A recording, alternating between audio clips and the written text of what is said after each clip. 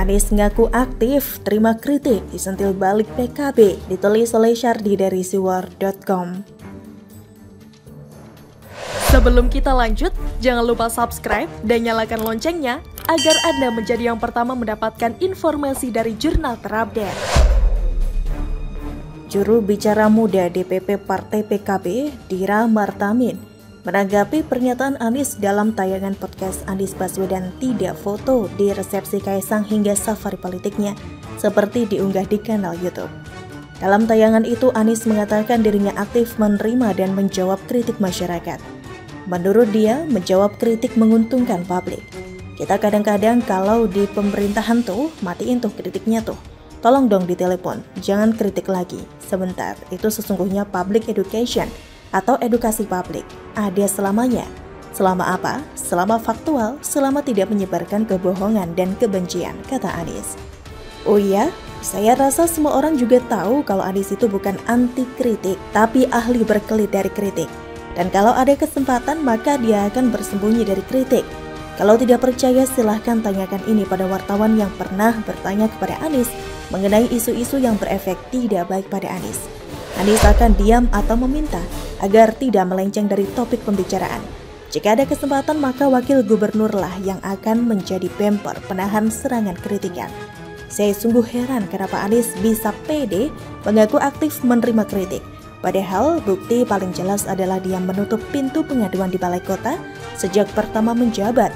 Dulu dipelopori Ahok, lalu dimatikan Anies, dan sekarang dihidupkan kembali oleh PJ Heru Budi Hartono. Pengaduan itu adalah salah satu contoh dari ketidakpuasan warga. Itu adalah bentuk kritikan tertinggi yang mana ketika tidak ada jalan lain, maka Balai Kota adalah jalan terakhir. Dulu Ahok berani menerima tantangan itu. Anies malah mundur dan menutup pintu dan jendela dengan gorden. Dira Martamin membantah pernyataan Anies yang menganalogikan pemerintah kerap mematikan kritik. Pemerintah sangat terbuka dengan kritik. Justru pernyataan Anies yang mengklaim sering mendapatkan kritik, yang akhirnya kritik tersebut harus dijawab satu persatu saat menjabat gubernur DKI Jakarta, menunjukkan bahwa ia merasa paling hebat. Padahal apa yang dilakukan Anies sudah lebih dulu dilakukan pemerintah, kata Dira. Menurut Dira, pemerintah di bawah pimpinan Presiden Joko Widodo sangat terbuka terhadap kritik. Pada Februari 2021, Jokowi meminta masyarakat aktif mengkritik pemerintah. Bahkan pada awal November 2021, mantan Wakil Ketua DPR RI Fahri Hamzah mengungkapkan Jokowi pernah menanyakan kenapa oposisi saat ini lemah. Itu menunjukkan bahwa pemerintah ingin dikritik, pemerintah ingin memiliki lawan tanding yang seimbang, ingin oposisi kuat, ingin mendapatkan masukan dari oposisi, katanya. Buktinya, masyarakat masih bisa memberikan kritik secara terbuka, dan Pak Jokowi sendiri terbuka untuk itu. Secara umum pemerintah masih memberi ruang yang luas untuk kritik, katanya lagi. Nasdem kemudian pasang badan mengklarifikasi pernyataan Anies bukan diarahkan kepada pemerintahan Jokowi. Hendaknya menanggapi pernyataan Anies itu kita tidak a priori ya, karena yang dimaksud dengan kritik Anies itu tidak spesifik ke pemerintah pusat, kata Wakil Ketua Umum Nasdem Ahmad Ali. Intinya, Anies merasa sudah menjadi sosok yang sangat menerima kritik, seolah kritik itu diberikan red carpet dan dikalungi dengan karangan bunga layaknya artis besar atau tamu VIP. Padahal justru Anies lah yang paling menghindari kritik. Contoh lainnya, yaitu tentang interpelasi Formula E. Kenapa Anies tidak berani? DPRD DKI mau bertanya dengan jelas sejelas-jelasnya, tapi Anies tidak mau.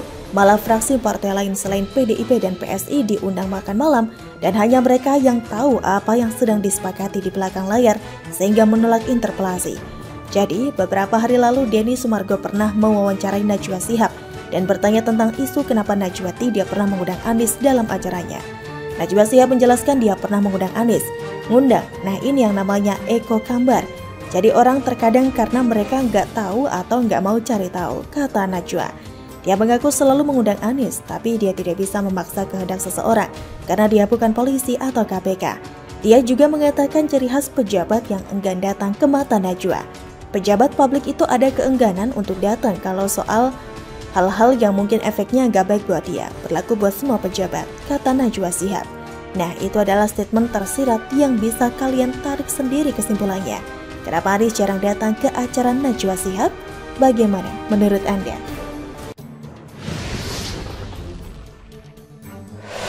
Mulai pintar tata kata, Nasdem sebut bukan curi start kampanye, tapi start duluan. Ditulis oleh Syardi dari siwar.com.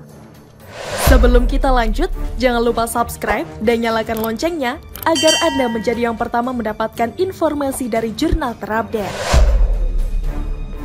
Bawaslu Republik Indonesia secara resmi menyatakan tidak bisa memproses dugaan pelanggaran kampanye Anies di Aceh karena saat ini belum ada yang disebut capres dan belum masuk masa kampanye.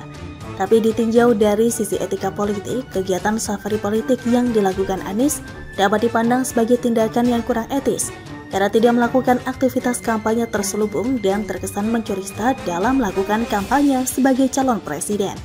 Secara hukum tidak melanggar, tapi secara etika lain lagi ceritanya.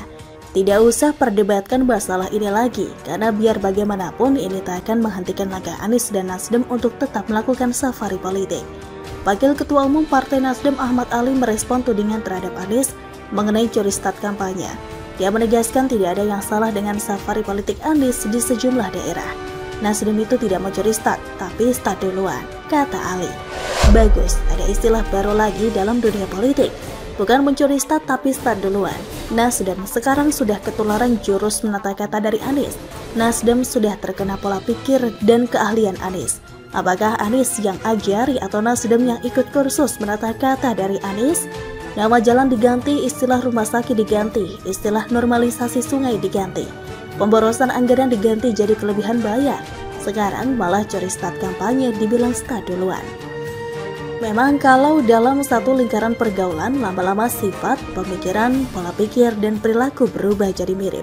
Ibarat kalau kita yang bukan perokok bergabung dengan orang-orang yang semuanya perokok, biasanya cepat atau lambat kita akan ikut-ikutan. Dimulai dari mengisap sekali, lalu mengisap sebatang, lalu kebablasan, mengisap sehari sebungkus rokok. Beberapa teman saya juga mengalami itu. Makanya banyak yang bilang hati-hati dengan pergaulanmu. Kadang perilakumu akan berubah mengikuti perilaku mereka. Nasdem adalah buktinya. Nasdem sekarang sudah pintar mengolah kata dan istilah, mulai mirip-mirip dengan kelompok sebelah. Ali kemudian mempertanyakan di mana letak pelanggaran Anies. Menurutnya Anies tidak melanggar aturan apapun. Mencuri start apa? Apa yang dicuri startnya? Emang sudah diatur apa? Aturan apa yang dilanggar oleh Anies hari ini? Katanya. Ali menjelaskan safari politik yang dilakukan oleh Anies bukan bagian dari kampanye, melainkan sebagai bentuk sosialisasi terhadap figur Anies. Safari politik Anies, sosialisasi terhadap figur Anies, dan ini kita harapkan juga figur-figur lain. Figur-figur lain melakukan hal yang sama supaya ada memasuki tahapan bahwa Pilpres itu kita masyarakat sudah memahami secara komprehensif terhadap calon-calon yang ada, kata Ali. Memang susah kalau bahas ini, safari politik yang katanya perkenalan sosok calon pemimpin sangat beda tipis dengan kampanye. Sangat tipis sehingga hampir tidak ada bedanya. Kalau dibahas terus tidak akan ada ujungnya seperti wahana biang lala. Yang penting kita bicara etis atau tidak etis. Tidak etis pun bisa dianggap tidak melanggar.